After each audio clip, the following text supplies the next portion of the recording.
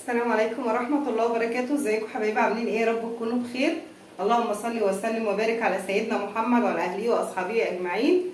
الله لا اله الا انت سبحانك اني كنت من الظالمين فاغفر لي فانه لا يغفر الذنوب الا انت. تعالوا بقى نعمل مع بعض باميه كده وشويه رز ولحمه. بسم الله الرحمن الرحيم. معانا حله فيها بصلايه ومعلقه سمنه، يعني احنا ولا هنحمرها ولا هنصفرها، تسيح السمنه بس بتاعتنا في البصلايه كده، بس يا دوبك تدبل دبله بسيطه كده.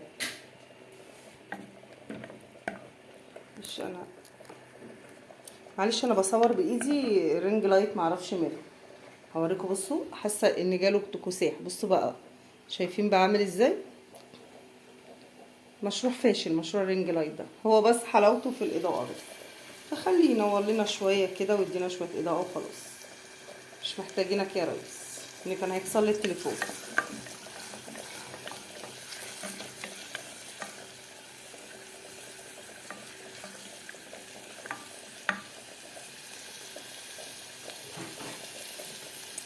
انا جايبه كيلو الا ربع باميه، قسمت خدت منه شويه، دول اعملهم بدمعه كده جنب رز ابيض، وخدت شويه هعملهم ويكا عشان عندي مصطفى بياكلش بدمعه. هنزل كده انا بشوح كله مع بعض ما يكمل.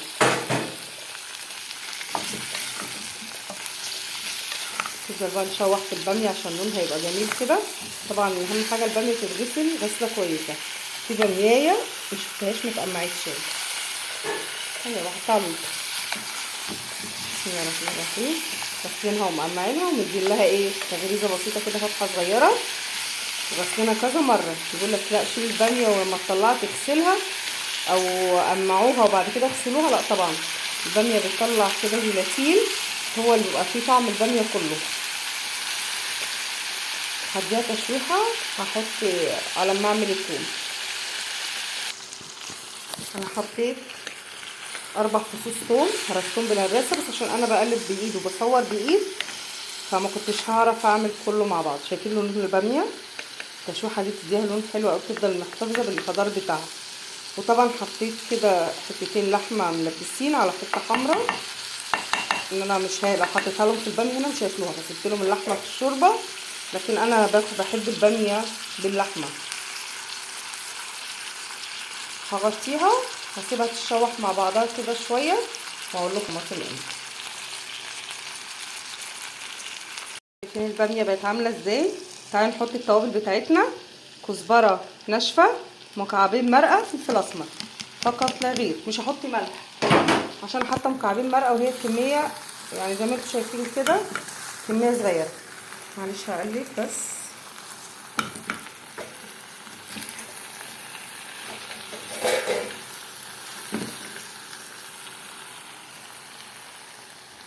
هحط عليها الطماطم. بسم الله الرحمن الرحيم. كفايه قوي كده.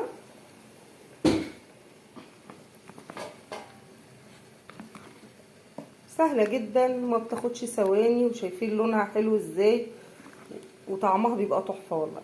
انا بعملها بطريقتين، انا بعمل بالطريقه دي خفيفه وبعمل بطريقه تانية. الطريقه التانية اللي بعمل بيها اللي هي بصفر البصله، ولما تبتدي تخش ان هي تصفر احط عليها التومه بالكزبره تصفر برضو. اول ما تصفر احط الطماطم تتسبك، بعد ما تتسبك احط الباميه واحط لها واسيبها تغلي غلوه، يعني تاخد من طعم الصلصه، واحط لها شوربه وكده واسيبها ايه لحد ما تستوي. بس انا لقيت الطريقه دي حماتي بتعملها بتبقى خفيفه جدا الصراحه، وبتبقى حلوه وسريعه وجميله جدا في نفس الوقت، ومحطوط الثوم والبصل والكزبره الناشفه والماجي وزي الفل. هغطيها وهعمل شويه رز ابيض. شوحت الرز بتاعي اهو، شوحته كويس في الزيت، الزيت اتقدح بس مشوحه الرز. احط له الاقلام بتاعه ولا بعير ولا اي حاجه. فكره مش بعلمكم ازاي تعملوا رز، فكره انا بعلمكم كمان انا هحط الباميه الويكا كمان، يبقى انا علقت على كل اكلي مره واحده. يعني عندي الرز، عندي الباميه بدمعه، عندي اللحمه بتكمل سلقها، وهاخد منها شويه شوربه وازودها تاني.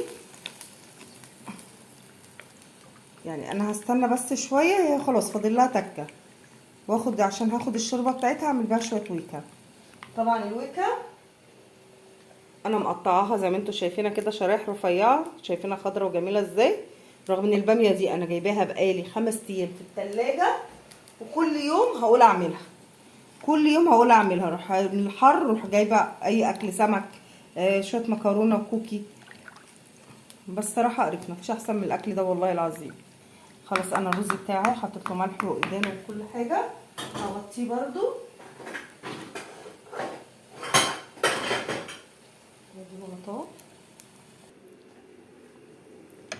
وهنا اهي الباميه الويكا. انا حطيت ايه على الباميه الويكا؟ ما حطيتش اي حاجه، هو مكعب مرقه، حته هريسه حمراء، عندكيش هريسه حمراء قرن فلفل قطعيه فيها بيديها طعم حلو قوي. وهمسك الشوربه بتاعتي غليت اهي، وحاطه يعني ما فيه ذره، شفت الذره، ذره الملح اللي بحطها على العجين كربوناته، وانزل بالشوربه بتاعتي ما شاء الله عليها. شوربه اللحمه خليهم شويه عشان ما يعيطوش بس، واسيبها بتتغطاش يا جماعه، لو اتغطت هتفور، تفضل كده على النار ما تتغطاش، والله العظيم بتبقى تحفه تحفه. والصعايده عارفين طبعا الباميه الويكا. هسيبها بقى تستوي الباميه الويكا. وادي هنا الباميه بتاعتنا شايفينها بتشكشك حلوه ازاي، حطيت لها طبعا قرن الفلفل الحامي بس حطيته سليم عشان لو حد حد. وادي الرز بتاعنا اهو هنوطي عليه، ابتدى يتشرب، هنوطي عليه. خلاص اكلنا كله هيطلع مع بعض، مفيش الا الباميه ما تستوي هعمل لها الطشه. هعمل الطشه بتاعتها معاكم برضو زي طشه الملوخيه العاديه، هعملها معاكم. نرجع مع بعض بعد ما اكلنا ما يخلص. وده كان غدا بسيط في الحر ده، والله ربنا يرحمنا. ما تنسوش اللايك والاشتراك في القناه وتفعيل الجرس وتشجيعي يا حبايبي يا متابعيني. هرجع لكم تاني لما نيجي نعمل الطشه واحنا بنغرف الاكل كمان. انا كده يعني انا لو عندي مفرك بمسك المفرك واقعد افرك كده، بس انا ما عنديش مفرك فانا بهرسها لحد ما تنعم كده، بهرسها بالشوكه. شوربتها زادت سنه بس ما تقلقوش، يعني لو شوربتها زادت سنه سيبوها على النار هتشرب من شوربتها، تشرب ايه شويه. قربي يا رودي كده.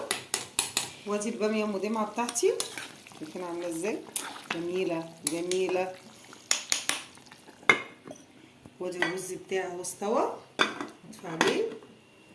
هشيل الباميه دي واحط مكانها اهي استوت بسم الله.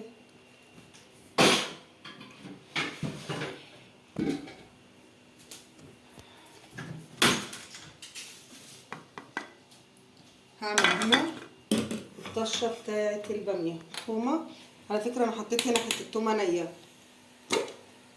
رغم ان الهريسه فيها تومه. حطي سمنه، انا بحب ده هيبقى مظبوط كتير كده.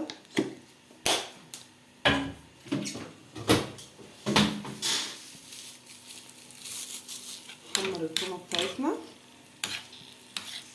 كده اهو. سيبي دايما وقفي ستوب.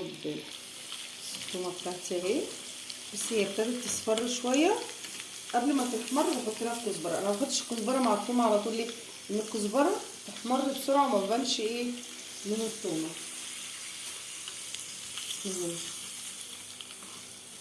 نحمرها بقى كويس.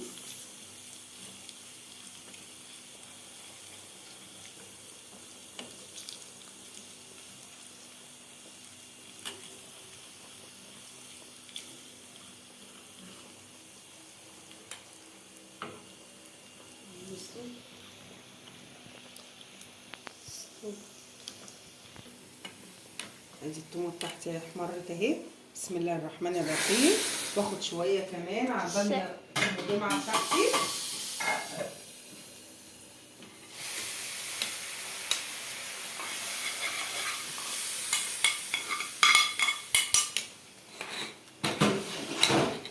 جربوا الباميه الويكه دي بتبقى حلوه قوي. انا كنت معليه بس عشان تشرب شويه من شوربتها، عشان حسيت ان شوربتها زياده.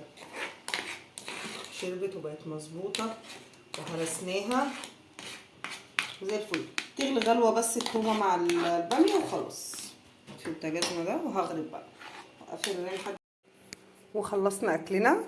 ادي الباميه الويكا والباميه المدمعه بتاعتنا ورز ابيض، ودي لحمه بشوربه الردينه، لكن انا باكل لحمه في الباميه.